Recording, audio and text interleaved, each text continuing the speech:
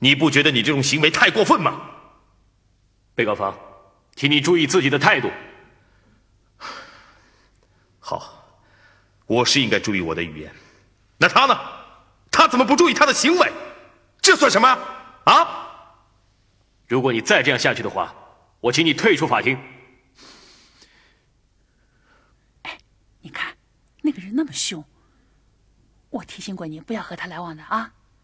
我想提醒原告方，根据我国的法律，这类证据，除非是公安机关取证，或者是经过当事人本人同意，否则不能作为证据采纳。请问金律师，你取证的时候不是代表公安机关的吧？当然不是。那么你录像的时候，经过孔医生本人同意了吗？没有。既然两个条件都不具备，那么你这盘带子怎么能作为定罪的证据呢？我并没有定谁的罪，我只是想问孔医生一声，将功赎罪是什么意思？孔医生是医务工作者，不是语言工作者，随口说一句话能有什么意思呢？一个孩子瘫了，他的一生大部分时间将在轮椅上度过，况且孩子坐的轮椅还是借来的。听说过吗？他家里的条件甚至满足不了他这个最基本的生存条件。面对这样一个孩子，稍有良知的人会随便说着玩玩吗？好吧，我回答你。我说的将功赎罪，是为了骗他接受我的治疗。那你为什么要给他治疗呢？我是医生，治病救人是我的天职，明白吗？请问孔医生，这次你给强强诊断收了多少钱？你是不是觉得这么侮辱人是一种乐趣？这么说，你根本就没有收钱。当然没有。好啊，作为一个医生，治病救人是天职。可是现在是商品社会，治病收钱也是天经地义的嘛。孔医生，我是想问你一下，你给所有的患者看病都是义诊吗？金大律师，我觉得你应该补一下小学的课程，免得老用这些很无聊的问题来耽误大家的时间，好吗？孔医生这么说，不是义诊是吗？那我就要问你一句，为什么你单单给强强看病要免费？这不正好说明了什么？你想弥补什么，对不对？究竟想弥补什么呢？孔医生，你的行为和你的语言正好互相印证，那就是4个字：将功赎罪。换句话说，就是问心有愧。好，义诊就是要弥补什么？就是要将功赎罪，就是要问心有愧，是吗？审判长，我想当庭申请一个新的证人来为我作证，为我来证明我作为一个职业医生的职业道德，可以吗？可以。由于证词与本案有关，本庭允许传唤证人到庭作证。方琦安小姐，你还认识我吗？请证人到证人席。麻烦你。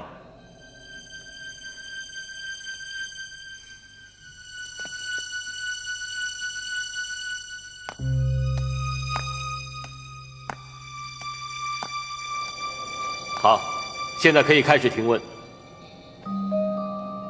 方琦安小姐，你认识我吗？嗯。你是怎么认识我的？在医院里面。你去医院干什么呢？我不小心让鱼刺卡住了喉咙。哦，那是谁帮你把这根鱼刺给取出来的呢？是你。那我收了你多少钱？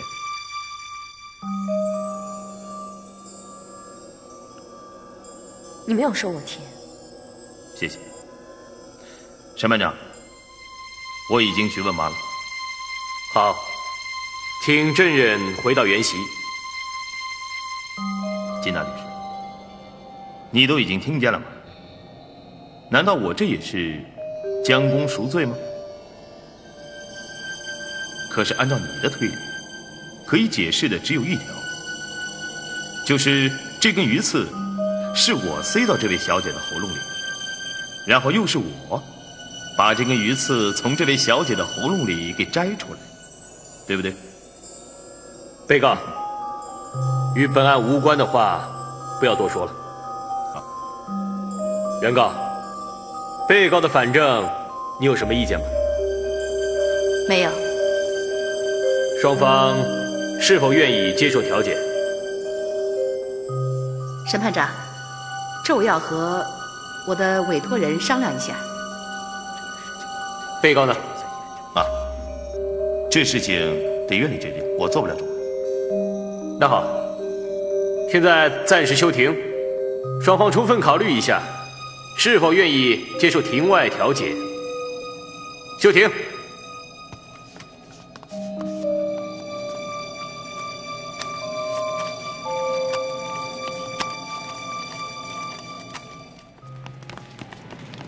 姨妈、表姐，小安，病好了吗？小安，姨妈问你好呢。你这孩子怎么不懂礼貌啊？啊？小安，是不是因为姨妈给别人作证，小安不高兴了？我们先回去。那这样吧，我送你回去啊。不用了。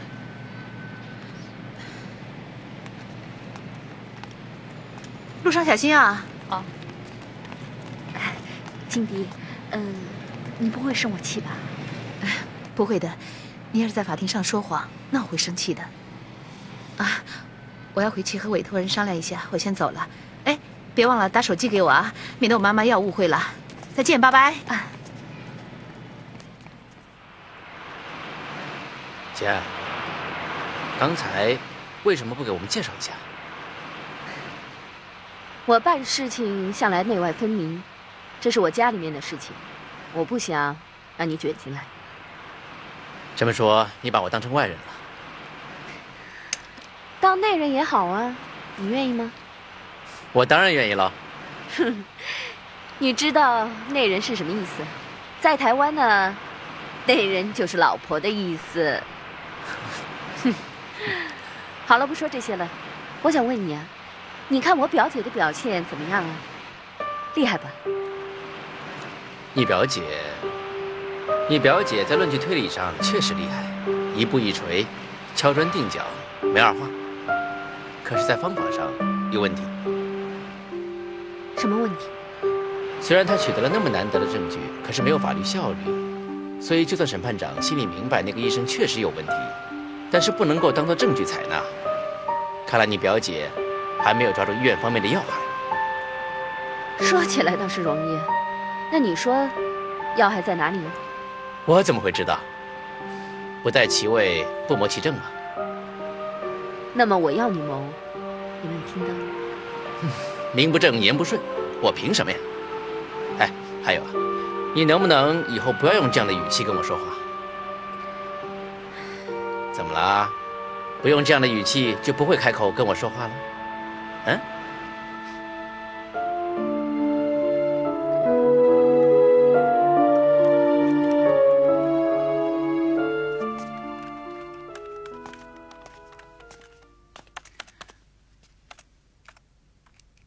哎，师傅啊，好了没有啊？还没有好。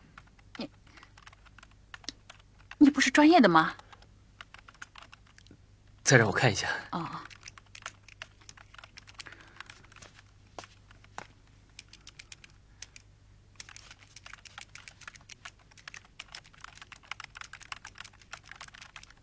哎，好了吗？到底什么毛病啊？我看过了，硬件没有问题。那为什么没有画面呢？我看过了，是游戏的进度被自动删除了。啊！哎呀！申江医院在骨髓穿刺时到底有没有失误，这一时也很难说清楚。证据已经摆在这里了。如果他们没有医疗事故的话，那么强强为什么会这样呢？有很多原因都能造成这种后果。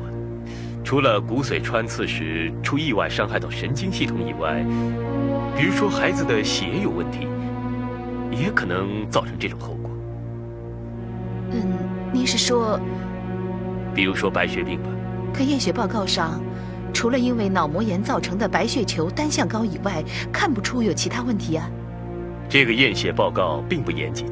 你看，给一个孩子验血有什么必要检查胆固醇和血脂呢？这不是胡闹吗？只有成人才有检查这2项指标的必要。对呀，他们会不会把血液报告搞错了呢？这只是推断，不过也不是没有过这种事情。谢谢你了，黄教授，你今天给了我很大的启发，我这就去医院。那我走了。啊，祝你成功。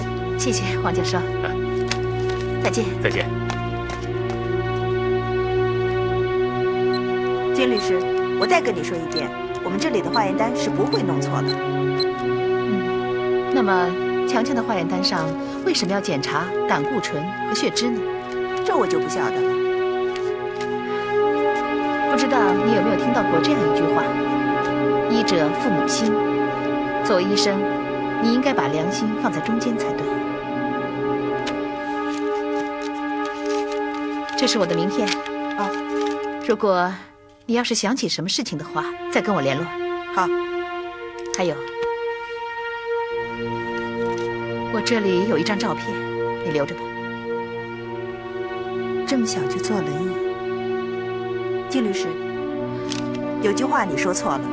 从人体解剖学上来说，人心本来就不正的。这什么意思啊？我们这里有位孔医生，是位专家，他比我更清楚这一切。谢谢你啊，不客气。再见，再见。小姐，你知不知道要查上个月的化验单在哪里呀？在6楼生化科。谢谢。再见。既然到了这一步，我的意见一步也不能退。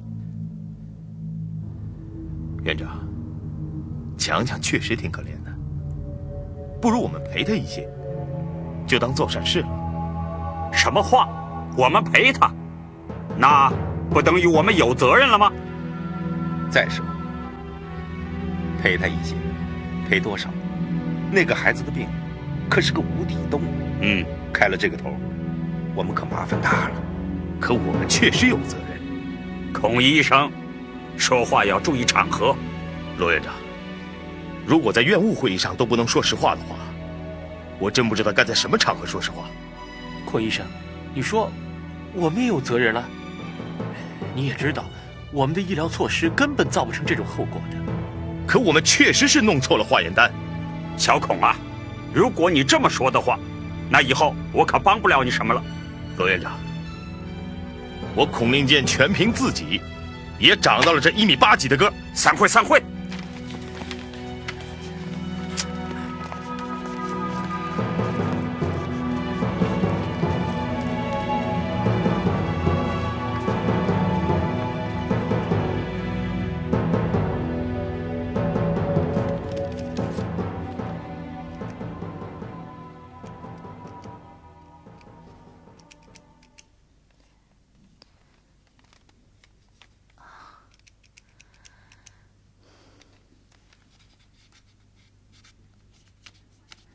小李啊，院长你好。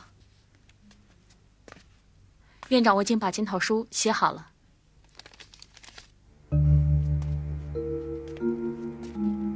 你给我记着，你没有搞错过什么化验单，明白了吗？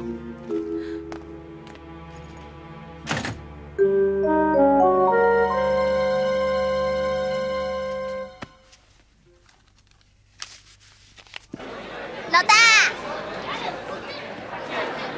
哎，老大，你怎么来了？我来看看你嘛。老大，我妈妈是我妈妈，我是我，我和你站在一边。我明白了。你呀，肯定是游戏玩不下去了，才想到来找我，是不是啊？嘿，才不是呢，我会是那种人吗？你不是常说做人要有人格力量吗？好了，快回去吧啊！到时你外婆知道你在这儿，肯定又以为我在往外勾你呢，啊？轮椅没电了。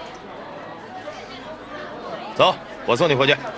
哎，老大，你不上班啦？不怕院长骂你啊？啊，没事。好，走喽。走好。哦，非常感谢你的帮助。不客气，不客气。再见啊！再见。我有一件事情要问你。啊？我有一个仇人，他的力气比我大，我打不过他，你说该怎么办？小安，这种事情我小时候经常遇到。啊，你给我记着啊，君子斗智不斗勇啊，要有智谋，知道吗？救命啊！救命啊！哎，怎么回事？小朋友别怕，慢慢说。有人要拐走我。谁呀？他。对。你乱说什么你？不，这是。这位先生，到底发生了什么事情啊？不，警察先生，他在乱说，开玩笑。我根本没乱说，你跟我妈妈有仇，所以要拐走我。你这位先生，我们还是回公安局再说吧。不，警察同志，先生请吧。哎，好，等会儿啊。这就是你的人格力量。你刚才还说了一句话，君子什么来着？这位先生，请吧。拜拜。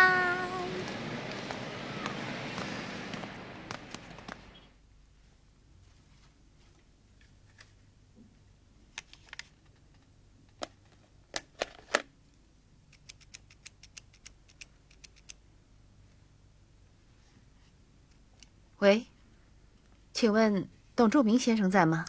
我就是，哪位？你好，我是试金石律师事务所的律师，我叫金迪。哦。不好意思啊，我想麻烦你一下，半年前你是不是到过申江医院验过血液啊？对呀。我想问一下，是什么样的理由？你问这干什么？这涉及到我现在正在办理的一个医疗事故的案子。我正在为我的当事人取证呢。啊，我跟你说啊，提起这件事啊，挺气人的。刚开始啊，我就觉得这里头好像不对。你都胡说了什么？啊？警察同志，你千万不要相信这孩子的话。你们一定是冤枉了孔令坚医生。小朋友这么说，根本没有这回事喽。谁让他对我妈妈这么凶啊？小安。你跟我去公安局。去就去。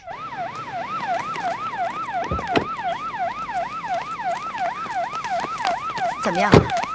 那个人已经被他们医院保回去了。小朋友啊，以后你可不能开这种玩笑了。要不是你年纪小，否则的话你是要负法律责任的。金律师啊，这孩子还得加强教育啊。哎，我知道，谢谢啊。听见没有？要不是你年龄小啊，今天蹲看守所的就是你了。妈的话你可以不听，可是警察的话你一定要听啊。那你听不听警察的话呀？我当然要听了。人家警察说了，要你对我加强教育。对啊。那么，你以后每周要拿出2天的时间来教育我，陪我。2天太少了吧？我看还不够吧。当然不够了。如果7天全能教育我，那最好。你说话算不算数啊？算数，当然算了。真的算数哦？那还用问吗？要是不算数怎么办呢？那你就不要让我玩电脑游戏。你自己说2天不够，7天最好。我尊重你的意见。受教育不一定要跟着我嘛。既然你也认识到这一点，正好明天你就去上学，每周上5天，在家里跟着我2天，正好是7天。男子汉说话可要算数哦。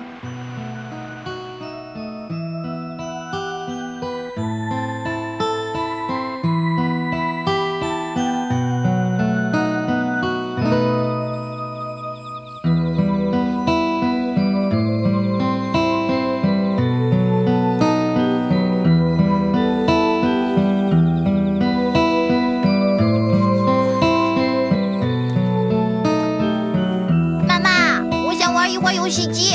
哎呀，都几点了？快睡觉去吧啊！哎呀，人都是要什么给什么吃的。小乌鸦嘴，你乱讲什么呀？睡觉去啊，静迪，你管管他。妈，他自由的日子就这么一天了，让他去吧。好，好，好，打来！来，我陪你玩。来，好嘞。哎，我睡觉去了啊。啊。哎，怎么没了？这怎么回事啊？怎么没有啊？哎，插头没插好啊？嗯。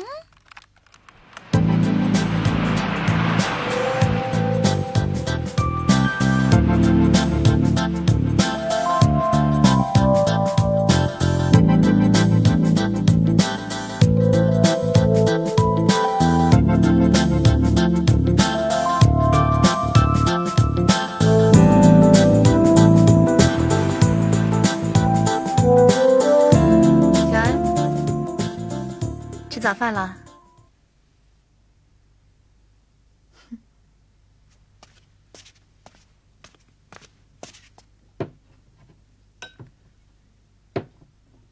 阿迪，哎，妈，别过去，一会儿他饿了就会起来偷吃的。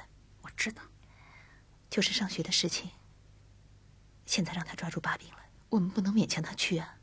那倒也不要紧。小学那点东西嘛，我在家里就能教他了。妈，你又来那套了。明天他病好了，就得上学去。好，好，你上班去吧啊。嗯，走了。嗯。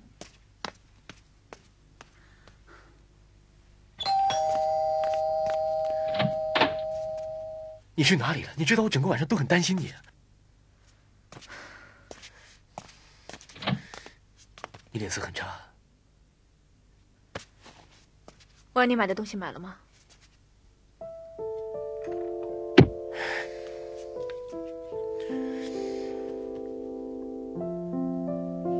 是在陪别人吧？怕人家知道家里有我，所以没机会的吗？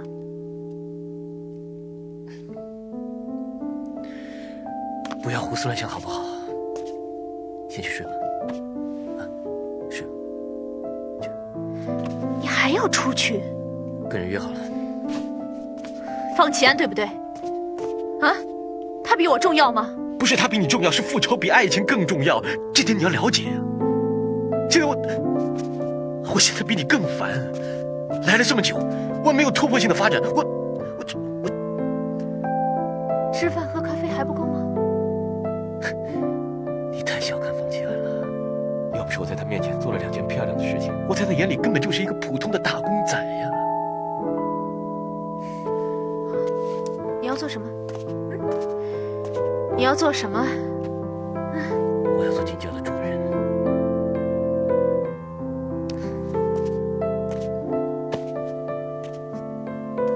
贝贝，如果我能够掌握命运，我一定会选择我最大的心愿就是你。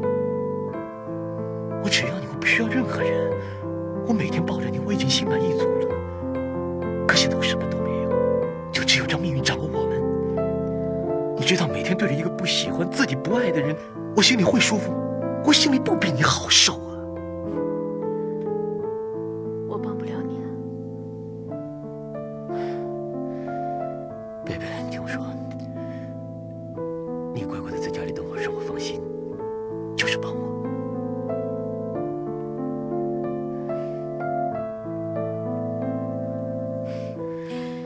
其实，帮你也就是帮我。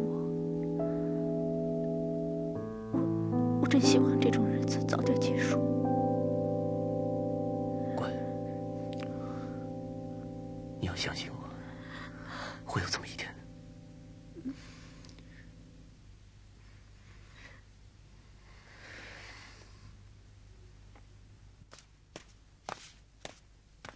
啊，早金上好。律师早。哎，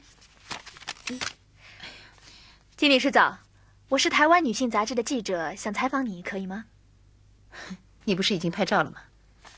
台湾女性杂志想采访我？对，我们知道你是金氏集团在大陆的传人。金氏集团富甲一方，很多人都关心他的继承人的命运，当然更关心的是他巨额财产的归属啊。啊，这些事情你们都知道啊？没有我们不知道的事情啊。啊，我说过了，这件事情我没有什么好说的。就算你不说，我们也有办法知道我们想知道的任何事情。你看，我不是很容易就找到你了吗？啊，你们是不是叫做狗仔队的那种人？可是你们认错人了。金律师啊，我们盯上的人是不会放弃的。可不可以去你的办公室谈一谈呢？谈什么？谈一谈你的私人生活。我们知道你还有个小表妹，她现在人也在上海。我想知道你对她有什么看法呢？她会不会是你在继承遗产上的潜在对手呢？小姐，第一，到现在为止我没有看到你的记者身份证。第二呢，我已经告诉归你了，这件事情我无可奉告。你要是没有什么事的话呢，就请你离开吧。我也说过，我是不会放弃的。那好，麻烦你，请叫保安上来。好。还有，请你把底片交出来。你们没有权利扣留我的东西。好啊，如果你敢发表的话，那我就告你侵犯肖像权。金律师，出什么事了？把这位小姐带出去吧。小姐，请。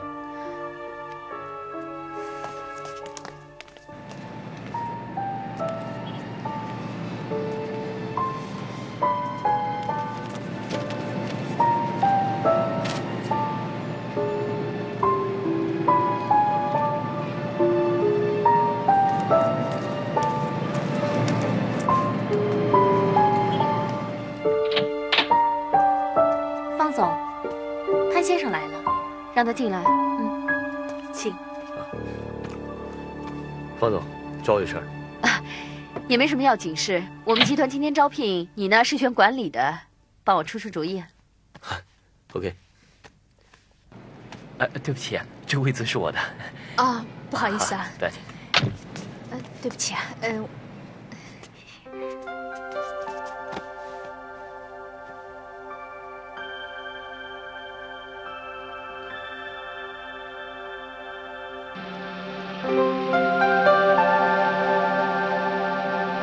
你说车上这些人全部都是来应征的？是啊。阿丽，告诉那位让位子给主管坐的小姐，她可以走了。哼，英明啊，果然英明啊。你知不知道我为什么不要她？不知道。不知道就说我英明，我叫你来可不是来说奉承话的。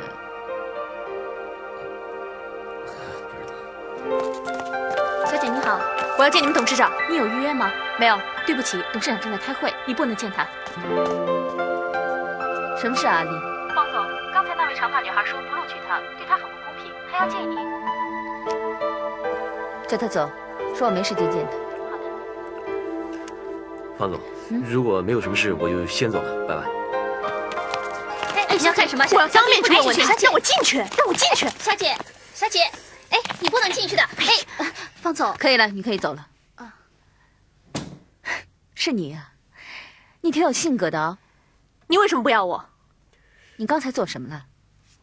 我做什么了？让座的是你吧？你连坐个车都要温良谦让，我还怎么指望你去闯荡江湖、开拓视野？他是主管，我当然要让位子给他了。好，既然是这样，刚刚为什么要那个女的呢？你也不要录取她呀。是啊，我两个都不要啊。好，既然我不能闯市场，我也可以做个文员。我相信我的能力一定比她强。你知道这个树是什么学历吗 ？MBA 呀。你不录取我，也许是我们两个人的损失。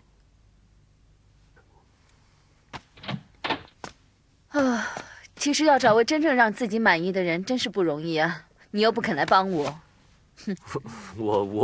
我没办法。这位是David 潘先生，这是我的律师戈大力。啊，你好。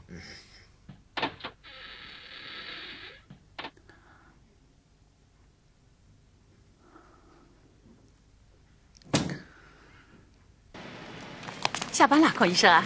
怎么？又有人打电话了？哎呀，快别说了，上次是冤枉你了，我是来给你道歉的。没关系，中国有句老话叫“没有不是的长辈”嘛。不过我还有一件事情。是不是小安又病了？哎呀，比病了还要厉害，是心病。这么小的小孩哪里来的心病啊？我把他的游戏都删了，这些天他都白打了。是不是想请我当外援呢？就是不知道你肯不肯去。我是医生，只要他有病，不管是头疼脑热还是心病，我当然没有见死不救的道理啊。你答应了？答应了。哎，走走。你怎么会有这样的想法？我给人家赔笑脸，难道就是为了要跟踪你？如果我不相信你，我怎么会跟你到这么远的地方来呢？外面有很多的公司，你为什么一定要偏偏选方启安的公司呢？为什么？还不是为了你？我到那里总可以帮你当个线人，我不想你一个人孤单无力呀。OK， 就算他们真的录用你，你在那家公司只是一个很小的职员，况且铁定没有多久，还要让他们看出破绽来。baby， 我求你了，不要再给我增添麻烦了 ，OK？ 你要搞清楚哎，我是想帮你早点完成愿望，求你早点回到我身边。我这样做有错啊？但是不是吃快餐啊，不是说解决就解决的事情，你知道吗？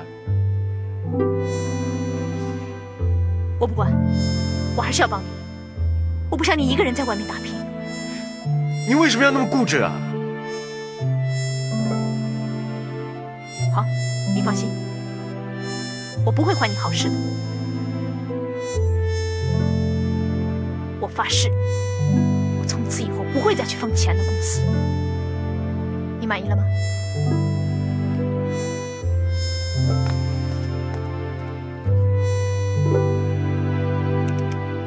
哎呀，谢天谢地，谢天谢地，总算恢复了。哎，好了，那我走了啊。哎，吃饭再走啊。好，不了。老大，你不等我妈妈回来啦？哎，小伙子。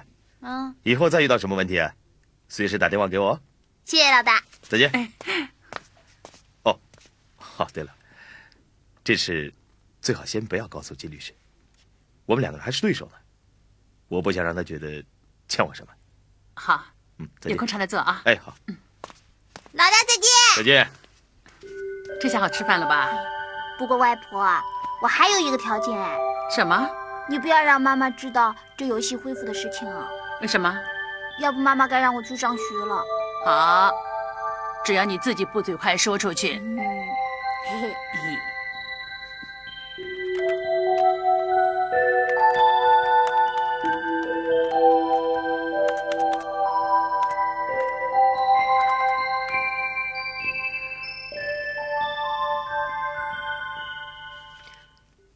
怎么搞的？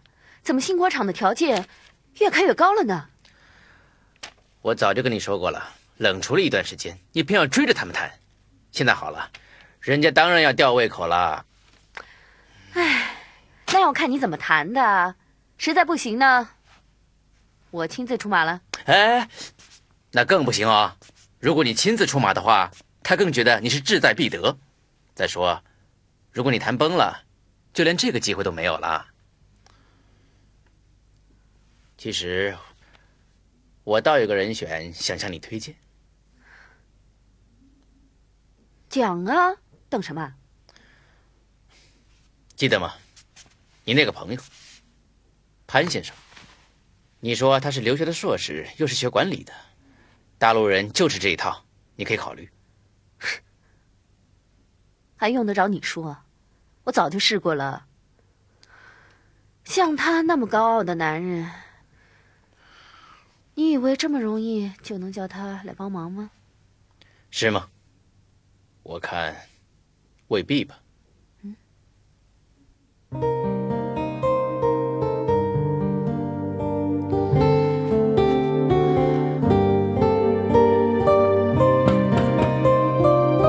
谁呀？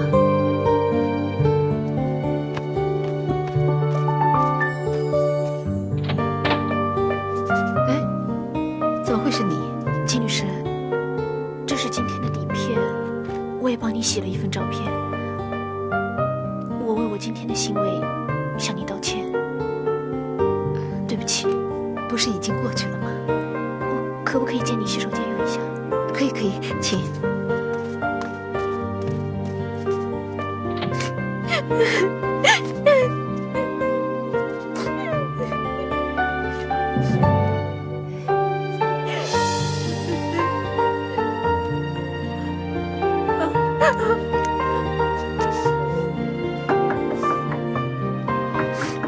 小姐，小姐，你没事吧？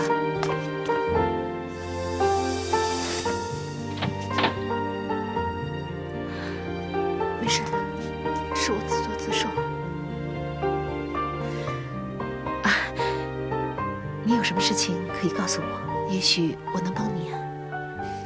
帮不了我，我老板已经把我炒了。他有没有给你一个合理的理由呢？是因为我第一次出来采访就搞砸了。是因为采访我？真不好意思。对不起，打搅了。哎，你要去哪里呀？我也不知道。打算回台湾吗？我现在搞成这个样子，哪还有脸回去见家里人呢？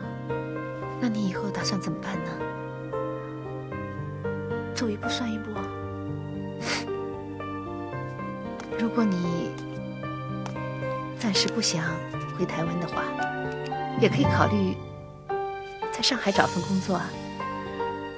我们事务所倒是需要人的，愿不愿意做我的助理呢？你说什么？我是说，你愿不愿意做我的助理呢？你不会是个蛮不讲理的老板吧？你看我像吗？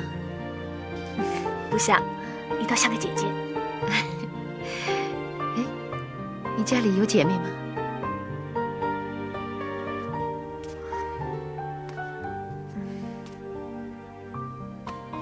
我是个孤儿。对不起啊。也没有什么好对不起的，反正唐山大地震也不是你造成的。啊，你是大陆人呢？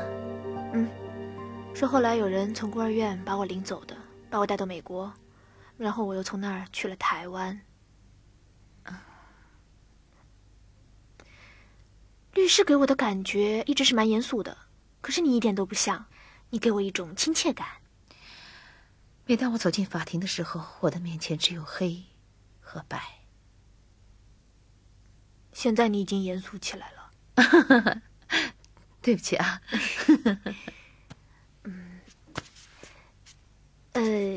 我真的可以留下来工作吗？当然了，律师说话一是一，绝不更改。那好，我一个月可以有多少薪水啊？比方说有什么福利呀、医疗费呀、打车费呀、住宿、花红、假期啊，还有吃的方面。哎，有没有人对姐姐这么说话的？没有，开玩笑而已。好，3个月试用期，看你的表现。明天就来上班啊。我马上就可以上班的。也好啊。不过我还没吃晚饭，我们可不可以先吃晚饭再回来工作？也好啊。那我去拿衣服，你等着我啊。好。